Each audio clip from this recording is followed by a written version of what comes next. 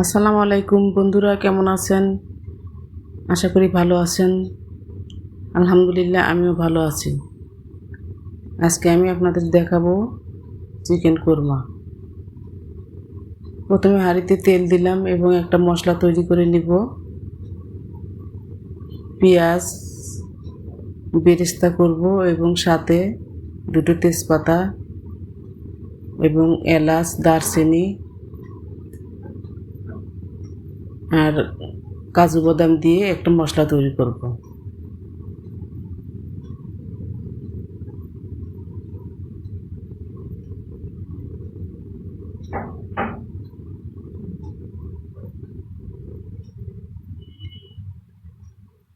পেঁয়াজগুলো ভাজা হয়ে গেছে,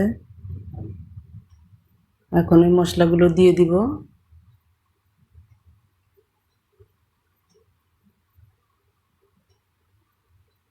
এখন মশলাগুলো এবং কাজু বাদাম দিয়ে গ্রাইন্ড করে আনব।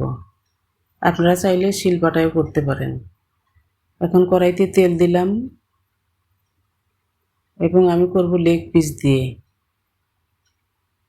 লেগ পিসগুলো দিয়ে দিলাম তেলে, ভালো করে ভেজে নিব এপিট ওপিট করে।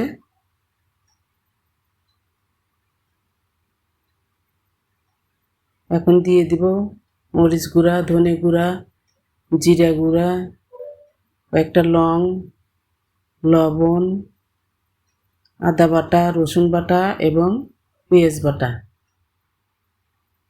ভালো করে নেড়ে চেড়ে কষিয়ে নেব।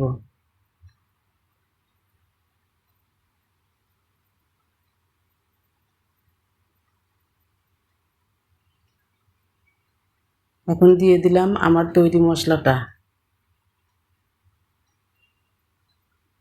ভালো করে কষিয়ে দুধ দিয়ে দিলাম, একটু চিনি দিলাম। 10 মিনিট রান্না করব।